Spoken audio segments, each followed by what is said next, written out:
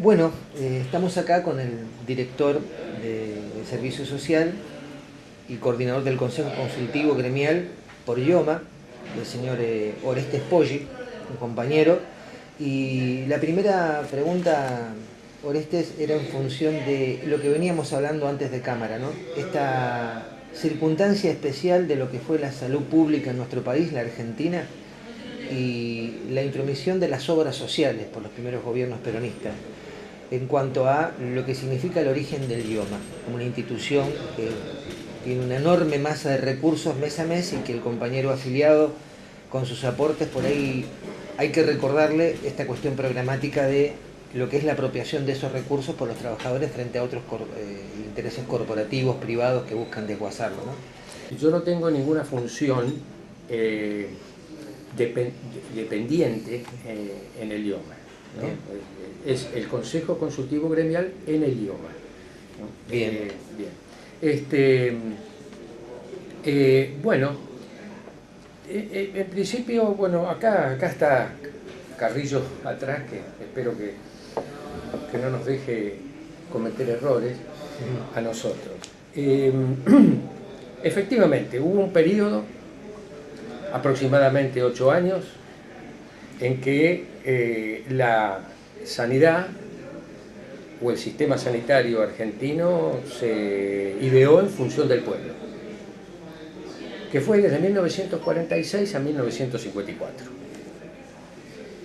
En ese momento, primero secretario nacional de salud y luego ministro, el primer ministro fue Ramón Carrillo. Yo siempre digo una cuestión, hago una especie de escena. Entonces digo que Carrillo le decía a Perón, en general, usted déjeme a mí que yo me preocupo de desarrollar el sistema sanitario y usted ocúpese de eliminar la pobreza. Porque las dos cosas van parejas. Y ahí está expresado en esa definición una de las tantas de Carrillo, ¿no? Que ante la pobreza, como causa de las enfermedades, los microbios son unas pobres causas. Exacto. Muy bien. Entonces, de allí a pensar que la salud no depende solo del sistema sanitario, hay un paso. Que la salud depende de toda una política general de gobierno en la cual se resuelvan una serie de problemas que no pueden resolverlo los médicos, porque están especializados en otro tema, pero que hacen y directamente hacen a la salud. Y estamos hablando de un empleo digno, estamos hablando de vivienda, estamos hablando de educación y otras cuestiones más que son misiones que tiene que cumplir un gobierno, además de un sistema sanitario coherentemente organizado sobre la base del cuidado prioritario de la salud. Eso es lo que entendemos nosotros. Bien, entiendo. Y eso fue lo que se estaba desarrollando en ese momento. Esa idea era la que se estaba desarrollando en ese momento. Viene la fusiladora. Perdón que lo interrumpa, con un carácter universal, ¿no? Que hoy se hace supuesto. mucho abuso de esa palabra cuando no lo es, a propósito del CUS. Por supuesto, era universal para todo el mundo. Y además era integral, era integrado. Se habían sentado las bases para desarrollar un sistema que hoy podría ser ejemplo en el mundo. Y aclaro, sin necesidad de un cambio de sistema político, ¿verdad? No estamos hablando de ningún tipo de cosa rara, porque hay países que han adoptado su desarrollo capitalista y sin embargo tienen un sistema sanitario al servicio del pueblo. Sí, sí. El Congreso de la Salud del año pasado hablaba del caso español, del caso inglés y británico en un momento. Sí, y deberían hablar más del caso noruego, por ejemplo, que lo conozco bastante bien, no por haber ido, sino por tener amistades que viven allá. Oreste, usted nos iba a llevar al tema del enderrocamiento del gobierno de Perón, pero sí, también es importante la referencia, y por eso me atrevo a interrumpirlo, a si en esto el carácter universal, estatal, de la salud que buscaba Poggi con el compromiso del gobierno de combatir la pobreza, ¿Qué pasaba entonces con la ley de asociaciones profesionales? Que entendemos que hubo ahí un debate, por ahí no lo fue, pero usted nos aclarará, con respecto al lugar que ocupan los sindicatos con las obras sociales y el tema de la salud. ¿Entraba en contradicción con esto? Por supuesto. ¿Y cómo sería eso? Y en nuestra opinión, una de las causas de la renuncia de Carrillo fue esa. Ajá. Que al final del gobierno de Perón, ese primer gobierno, ¿no? Los primeros 10 años, comenzó desde ahí también a fogonearse el desarrollo de las obras sociales. Pero, ¿por qué yo digo la dictadura de ese momento, el derrocamiento? Porque desde ese momento para acá perdimos varias batallas en el terreno de la salud, los trabajadores. Y varias batallas grosas también. La primera es que se desarrolló en flecha el tema de las obras sociales. Usted fíjese, el inicio del IOMA es en febrero de 1957. Se inicia como una dependencia del Ministerio de Salud, es decir, una repartición del Estado.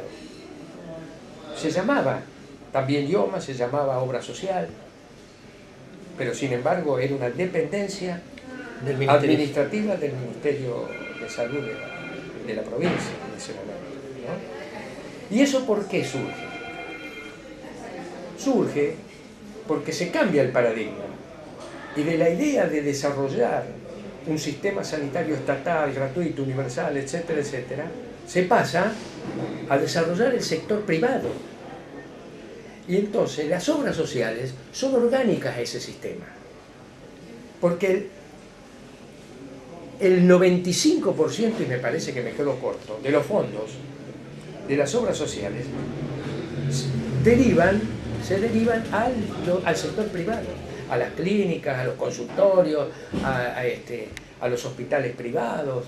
O sea que podríamos llegar a decir que la condición de organización de los asalariados, Sí, de alguna manera facultó que se abrieran las puertas a la corporación privada. por supuesto que sí. Y ahí se perdía un carácter universal que quería darle Carrillo. Así es, Entiendo. así es. Aparte justo en una época histórica de grandes avances de los laboratorios transnacionales. Bueno, que después siguieron desarrollándose, fue terrible todo eso, y ahora siguen desarrollándose. Y este gobierno está llevando las cosas mucho más allá de lo que ha planteado incluso el menemismo. Ni hablar de la dictadura, porque el menemismo supera, económicamente hablando, a lo que hizo la dictadura. Económicamente hablando, supera el menemismo.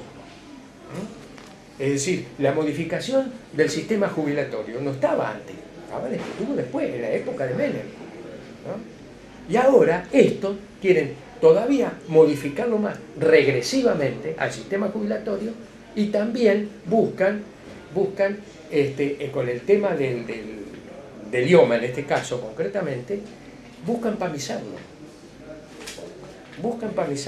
Y esto sería que el control de las empresas, empamizar el IOMA sería que... Hoy el IOMA está, no voy a decir que no esté controlado por las empresas, pero pamizarlo significa bajar más las coberturas. Claro. Y bajar más, y entonces, ¿qué están haciendo ahora? Desfinanciándolo. Y lo desfinancian de distintas maneras, como desfinancian al IPS. Bien. ¿Cómo lo desfinancian? Primera cuestión. Usted me estaba dando a entender una situación actual, Sí. pero me pareció muy importante recordar lo que usted ya me había hablado, ¿no? De que hubo un momento Sí. que sería posterior a este reconocimiento de las obras sociales, donde los trabajadores tuvieron mayor control del IOMA, que fue la época de Oscar Allende, Sí. en la provincia de Buenos Aires, entre 1961 y 62. ¿Cómo se llegó a dar eso Voy a ser en medio de un sintético en contexto eso. internacional de avance transnacional? Sí, voy a ser sintético. Primero fue creado en febrero del 57, como lo dije anteriormente, Sí. no lo voy a repetir. Muy bien. Perfecto. Pero en noviembre del 57 es cuando se modifica la Constitución y aparece el artículo 14 bis. Y el artículo 14 bis dice que este tipo de instituciones debe ser administrada por los interesados con participación del Estado. Y lo que hace Oscar Allende fue se promulga una ley, la 3623, en diciembre del 61, en la cual se modifica la estructura orgánica del idioma, se le otorga autarquía y se conforma un directorio con un presidente nombrado por el Poder Ejecutivo y 7 directores nombrados por los afiliados. Los sindicatos. Los sindicatos. ¿Mm? Bien. Bien. Entonces, en ese momento, fueron 2 años, se hicieron muchas cosas en beneficio de los trabajadores. Y en ese momento se había empezado a discutir en el seno de ese directorio la organización de un laboratorio, por ejemplo. Para tener soberanía, independencia. Independencia y ser, por ejemplo, un elemento muy concreto para controlar el precio de los medicamentos. Bueno, ya se intervino. El conflicto por las patentes, ¿no? Con los laboratorios. Pero un conflicto con ellos hay siempre. Bueno, entonces, el tema ¿cómo es? Del mejor año, el 61-62. Ese sí. Bueno, se intervino el idioma. Cuando vieron que venía la mano por ahí, lo intervinieron. Pero aparte lo intervinieron en el marco de una intervención que se había hecho sobre la provincia, luego del triunfo electoral de la fórmula Framini-Anglada. Intervinieron Buenos Aires, intervinieron Córdoba, ¿no? Ese gobierno democrático nacional que estaba Frondizi, ¿no? Exacto. Entonces, y en el 64, aun cuando ya estaba la Constitución y ya estaba el 14 bis, se normaliza mediante la ley 6.984 que le otorga al directorio de idioma mayoría del Estado. Contrariamente al artículo del 14, la mayoría en contra del artículo. Sí. Bueno, entonces a partir de ahí, toda la política la desarrolla el gobierno de turno, ¿no es cierto? Muy bien. Y todos los gobiernos, sin excepción, unos más, otros menos, pero sin excepción, todos metieron mano en la caja del idioma. Eso le iba a preguntar, ¿cómo es esto que todos los afiliados lo suponen? ¿Hay facultades legales para redistribuir, aún teniendo autarquía? No. Y con esta ley de 6.984, sí. Acceso al patrimonio de los afiliados para desviarlo en otros sentidos.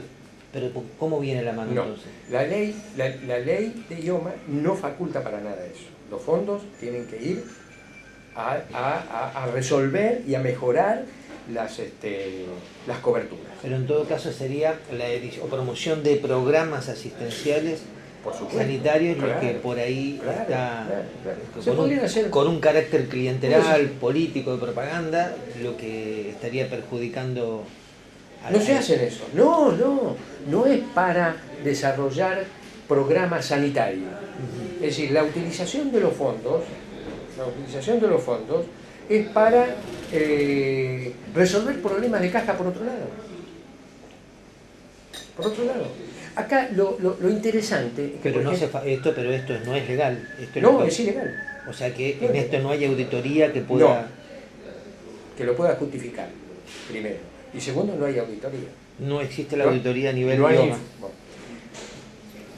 A ver, el Estado, lo dice ahora el artículo 40 de la Constitución Provincial. Dice, es administrador.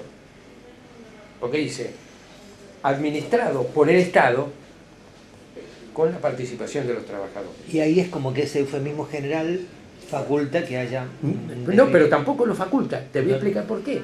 Porque una obligación, el administrador tiene 2 obligaciones. Aparte de ser honesto, ¿no? Aparte de ser honesto, tiene 2 obligaciones. Una, conservar el patrimonio del administrado. Conservar el patrimonio del administrado. Esa es la primera, fundamental. Y la otra, rendir cuentas. Ninguna de las dos cosas hicieron los gobiernos. Claro. Los balances Aún siendo sí. administrador, discúlpame, Sí. aún siendo administrador, o sea, administrado por el Estado, no administrado por los interesados, como dice el artículo de la Constitución Nacional, sino administrado por el Estado, debería cumplir con esas obligaciones. Y no las cumple. No las cumple el Estado. Es decir, política de Estado no informa. No hay balances públicos, Hay balance. pero Hay balance, pero no son auditados. No, son- es que el balance, los que hemos estudiado economía sabemos lo que es un balance. Un balance, independientemente que se pueden dibujar o no, pero hablemos que no se dibujan. Muy bien. ¿No es cierto? No se dibujan, yo no voy a hablar de eso. Entonces, un balance es una fotografía estática de una situación concreta, en un momento. Entonces dice, bueno, hay superávit, no hay superávit, esto se gastó acá, esto se gastó allá, esto bien. Pero en el devenir de un periodo... Pero el proceso, por ejemplo, lo que nosotros necesitamos ser informados es cómo y cuándo ingresan los fondos. Y cómo, cuándo y a dónde salen los fondos. Es algo muy sencillo, porque el IOMA es una caja financiera. No es una organización de salud. Bien lo que me aclara. No es una organización, como ninguna obra social, es una organización de salud. No.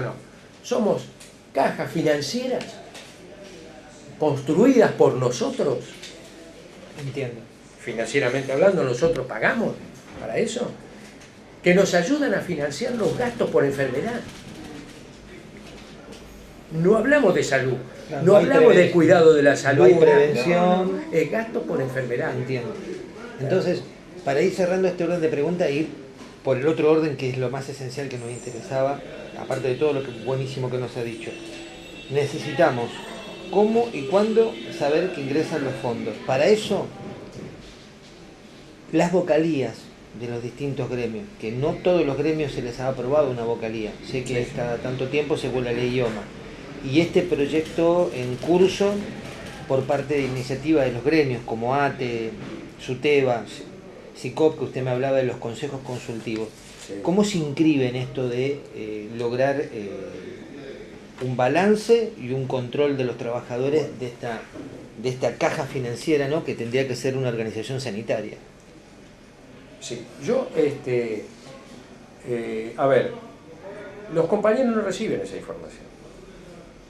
Ni siquiera en la página de internet aparece. No está para nada. Y entonces uno tiene que bucear para saber, tiene que bucear En el Ministerio de Hacienda, en la Contaduría General de la provincia o en el Tribunal de Cuentas para ubicar ahí el balance y la rendición de cuentas. Bucear. ¿Cierto? Muy bien. De ahí Según nuestro van a criterio, aparecer eufemismos de los desvíos del Exacto. dinero de la obra social para déficit de la administración provincial. Pero además lo ha dicho, a ver, Vidal lo ha dicho, y voy a terminar con otro temita, Sí. una cuestión, una perlita nueva. Bien. Pero Vidal lo ha dicho. Es decir, Vidal ha confesado, ha dicho al pueblo de la provincia de Buenos Aires que ha utilizado fondos de IOMA. Lo ha dicho. En abril del 2016, no me acuerdo si es 2016 o 16, se lanza desde la provincia de Buenos Aires el paquete social. El paquete social, le ponían así, entre comillas, paquete social. Que era una serie de mejoras financieras a 4 o 5 aspectos que tienen que ver con problemas sociales. También voy a decir, por ejemplo, uno que recuerdo es que duplicó el dinero que se entregaba por a los comedores escolares. Eso duplicó. Sí. Y había otras cosas como, por ejemplo, el aumento de las jubilaciones provinciales, que son, en definitiva, son lo que hace a los carenciados. Entiendo. Y después apareció el famoso El boleto escolar. El boleto escolar. Eso fue en julio de ese mismo año. ¿Pero esto es con fondo de idioma? Entonces, le preguntaron, ¿cómo se financia? Porque en el primer caso son 9.000 millones de pesos, era, y en el otro no me acuerdo cuánto. Entonces, ¿cómo se financia? Bueno, se financia con esto, varias cositas, y entre ellos, en el caso del paquete, 700 millones que salen del idioma. Producto del ahorro en la política de compra de medicamentos. ¿Lo dijo así explícitamente? Sí, que antes se iba para otro lado. Claro, por ahí. Y uno pregunta, ¿y ahora para dónde se va? Claro. Se va también para otro lado. Claro, porque uno de los aspectos también que por ahí no vimos es el hecho de que hasta qué punto los sobreprecios, porque no hay un parámetro que obligue a poner determinados precios, simplemente está IOMA si acepta o no esto, de los que le pone la corporación privada. Voy a contar un ejemplo sobre eso, pero déjame, en el caso para terminar con el caso del boleto escolar, aportaba con 400 millones de pesos el IOMA. O sea, 1.100 millones de pesos que podrían estar destinados a mejorar las prestaciones, ¿no? Función fundamental del IOMA. Iba el paquete. Iba ese paquete. Y esto por lo menos desde el 2016. Ahora, Eso ella no es pionera en esto, ha pasado en todos los años. Hace poco salió la ley de ministerio, la llamada ley de ministerio. Sí. Bueno, la ley de ministerio, extrañamente, porque habla de los ministerios, sí, dedica un artículo al IOMA. Y es uno de los últimos artículos, el 56. ¿Qué dice? Dice que modifica el artículo 12, inciso F del IOMA. El artículo 12 habla de los ingresos del IOMA.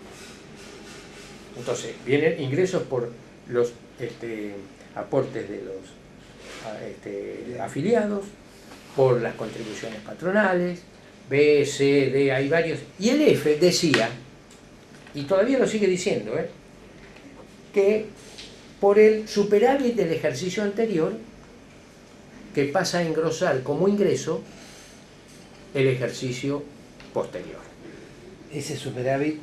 El superávit. Pasa el año siguiente. Claro, pasa al año siguiente como ingreso. A engrosar los dineros del IOMA. Pero ahora no. Bien. Terminaba en un punto ese. Terminaba en un punto. Le sacaron el punto y le pusieron una coma. Salvo que, o a condición de que el gobierno, el Poder Ejecutivo, considere utilizar esos fondos para otros proyectos de cobertura sanitaria. Por lo menos dice sanitaria. Sí. Absolutas mentiras todo eso, porque nadie los puede controlar. Ahí hay un problemita con el tema de la auditoría, ¿no? Pero es que la auditoría, ¿quién va a auditar? No es que auditen los auditores, tenemos que auditar nosotros. Tiene que haber los trabajadores tenemos que ver qué es lo que pasa. Una comisión independiente. Claro, exactamente. Entonces, en el mejor de los casos, que se dedique esos fondos, que no deberían tampoco, pero que se dedique a cubrir o a desarrollar programas sanitarios, ¿cierto? Podrían ser para el profe, porque el profe pasó a ser integrante del IOMA, digamos, y a la CUS, ¿no? O sea que ya tenemos una relación directa. Pero que puede llegar a ver. Todavía no prosperado la CUS, yo podría ir con esto. No va a ir a eso. Claro. No va a ir. Ni siquiera, claro. No va a ir. No va a ir. Porque ambos, el profe y la CUS y el IOMA, están al servicio del sector privado del sistema sanitario. Entonces, van a disminuir en la medida de lo posible sus prestaciones, para que esas prestaciones se canalicen por el lado de lo privado. Además que la CUS son fondos nuestros que van al sector privado. Claro, las obras sociales, los 8.000 millones que hablaba. Por eso le quería ir al último orden de pregunta, ¿no? Justificar las vocalías gremiales y esta cuestión programática del control de los trabajadores en función de reconocer lo que es los consejos consultivos. Sí. Bien. ¿Qué nos podría llegar a decir sobre este último tema? Claro, porque es algo que usted nos habló de sí. que no se ha generalizado, que fue en el 2003, en el 2004 por un decreto, pero que es un primer paso, digamos, para poder hacer del idioma una nosotros profesión. Entendemos que tenemos que crear condiciones políticas para la recuperación del idioma. Condiciones políticas significa presentar un proyecto y que lo aprueben los diputados y senadores. Nosotros presentamos un proyecto, ATE, SUTEBA y AJB. Cuando... ¿Eso fue en el 2000? Eso fue en el 98. A ver, en el 98 estaba el FREPASO. Sí. Bueno, ahí estaba Adolfo Aguirre, que era militante y dirigente de ATE y diputado por el FREPASO. Y con él confeccionamos que escribió el libro y presentamos el proyecto. Con Daniel Godoy. Bueno, fue rechazado por las bancadas mayoritarias, en primer lugar. ¿Cuáles eran las bancadas mayoritarias en ese momento? Diputados peronistas y radicales. Claro. ¿Te das cuenta? Estaban preservando un negocio. En ese momento había 600 millones de pesos en el presupuesto. 600 millones de dólares equivalía. Ahora estamos hablando de 40.000 millones de pesos. Del patrimonio de... Así que... De idioma, me dice. El idioma. El presupuesto, 40.000 millones de pesos. De pesos. Bien. Son 2.000 millones de dólares, un poquito más que los 600 de la otra vez. Exacto. Entonces estas son las condiciones políticas, quiere decir... Entonces, tenemos que crear condiciones políticas. Y las condiciones políticas parten primero, en mi opinión, en contrarrestar en la conciencia de los trabajadores la idea de que el idioma, primero, el idioma es una institución del Estado. No, es nuestra. Exacto. Es nuestra. Y de la cual no tenemos que desafiliarnos. Porque hay muchos que piensan en desafiliarse, en que quieren tener la libertad de desafiliarse. De irse a otra obra social para seguir con el mecanismo. Exactamente. Entonces, sino que tenemos que luchar por la recuperación. Y al mismo tiempo hacer toda una acción propagandística, diría yo, y organizativa, con movilizaciones, ¿no? También, en la que expliquemos,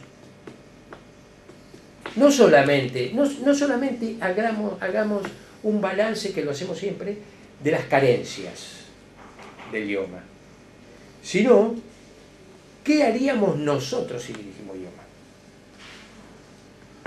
Que tendría que pasar esto de la caja financiera a ser una institución sanitaria, con políticas de prevención.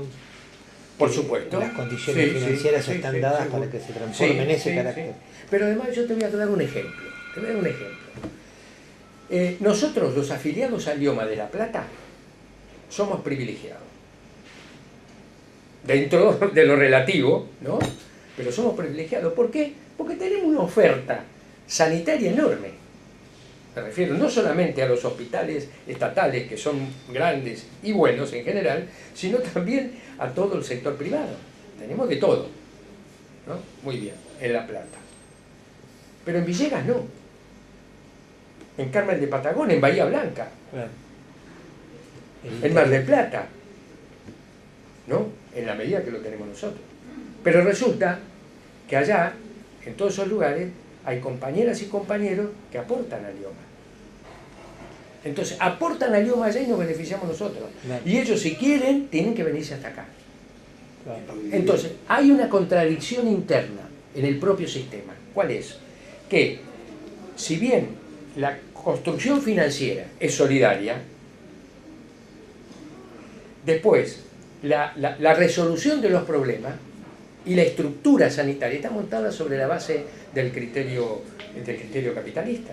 de la máxima ganancia. Entonces, si yo tengo millones de dólares, ¿no es cierto?, no voy a instalar una clínica de primer nivel en Villegas, lo voy a tratar de hacer acá. Y Oreste, entonces, exacto. Una de las cosas que nosotros como trabajadores deberíamos estudiar es cómo hacemos para equiparar de alguna manera. Bueno, ahí mi pregunta, ¿no? ¿En qué medida las vocalías o los consejos consultivos pueden llegar a reeditarse en lugares o editarse en lugares que no los hay y ayuden a este movimiento general de recuperación? Esa es la pregunta. Bueno. Porque a veces está esta visión de que las vocalías de los gremios cumplen una función de gestión y no tienen mayor miras políticas como las que se dieron en 1998 con este proyecto rechazado. Bueno, entonces, vamos, bien. Yo creo que hasta ahora no ha podido ser. No ha podido ser un trabajo constante en una determinada dirección, que es lo que estamos hablando, en función de la recuperación, y unitario. Aunque sea mínimo. No estamos hablando de todos, de todos los sindicatos, porque eso sí que es terriblemente utópico. Hay sindicatos que hacen negocio con IOMA. ¿Se entiende? Entiendo, sí. Pero sí, pero ahora se están creando las condiciones, en mi opinión. Estoy muy entusiasmado con esta idea, porque se están creando condiciones para empezar a hacer ese tipo de trabajo. A partir de estas movidas unitarias que se desarrollaron el 27 de marzo con la Carpa Blanca y hoy con esta movilización. Claro, hoy 5 de abril. Yo creo que estos son momentos importantísimos de avance unitario que no podemos perder, no podemos desperdiciar. Y no es que se ha conformado, se ha resuelto crear comisiones, digamos así, grupos unitarios, es decir, todos estos sindicatos, para la seguridad social, IPS y OMA. Esto está resuelto, ahora lo tenemos que conformar. Bien. O sea, cada sindicato nombrar a su representante y ponernos a trabajar. ¿Y qué recomendaciones da para los afiliados que estamos en los distritos? ¿Esto cómo puede llegar a organizarse? Porque nosotros en Matanzas ya le hablé que tenemos un sindicato con una seccional muy importante, con cerca de 11.000 afiliados, hay cerca de 25.000 docentes, 500.000 alumnos en edad escolar, 2 millones de habitantes, y un IOMA con empleados, compañeros de trabajo que tienen una carrera hecha y que son nuestros directos aliados, independientemente de las confrontaciones que podamos tener con la condición política de IOMA en La Plata, ¿no? ¿Cuáles serían los primeros pasos? Porque es cierto que nosotros nos debemos a nuestras conducciones gremiales, a veces con nuestras internas, nuestro proceso electoral y también nuestras marchas unitarias, frente a la gravedad, la ofensiva del momento de parte del gobierno. Pero cabe la posibilidad de poder por lo menos establecer reuniones conjuntas entre los trabajadores de IOMA y los sindicatos de un distrito, como para, reconociendo estos proyectos o este decreto del 2003, empiezan a establecerse las bases, ¿no? Yo te voy a decir una cosa, cuando nosotros asumimos la dirección de servicios sociales de acá, dijimos así, en un congreso, puesto de la JN, dijimos así, las bacterias y los microbios son daltónicos. Nosotros no ven colores. Nosotros también. Eso es lo principal. ¿Está? Nosotros no vemos. Porque este tema de la salud para nosotros está por encima de las diferencias políticas. Sí. Exactamente. Entonces, y yo considero que aquellos individuos, digamos, dirigentes, que utilizan esto para otros fines, incluyendo el fin clientelar o el fin de autobombo, se equivoca. Le hace un mal. Le hacen mal al movimiento. Le hacen mal. Entonces, esa situación que vos me explicás que se da en La Matanza con relación a la relación que tienen con los trabajadores incluso de idioma, es muy buena. Le daría más datos. El tema que usted, obvio que lo conoce, pero es para mi propia aclaración, ¿no? Y la de mis compañeros. El famoso mapa prestacional, la cartilla de idioma, que es una permanente disputa en cuanto a poder averiguar dónde nos podemos atender, porque hay un mapa prestacional que siempre se cae, se renueva en La Matanza, por ser un distrito tan grande, la zona oeste particularmente, y lo que significa los trámites de excepción o el anexo 3, que le dicen sí, para atenderse en la capital. sí, O sea, la primera cuestión que va a tener un consejo consultivo que enfrentar es ese mapa prestacional actualizado. Perfecto. Vos estás dando objetivos para ustedes. Porque nosotros, ¿qué decimos? Se conforma el consejo. Lo primero que hace es pedir una reunión con el director de la región o de la localidad, de la delegación, ¿no? Muy bien, entonces va ahí. ¿Y cuál es el motivo de la conformación? Defender los intereses de nuestros afiliados, que son, nosotros los representamos, entonces, de todos los afiliados de idioma. Defendemos los intereses. Entonces, ¿eso qué quiere decir? Vamos a ayudar, vamos a aportar ideas, ¿no? Porque vamos por... Si el otro se pone enfrente y pone trabas, se pone en contra de él, no nosotros. Entiendo. Bueno, Orestes, compañero, muchas gracias por su lección y charla. Gracias a vos, gracias a vos.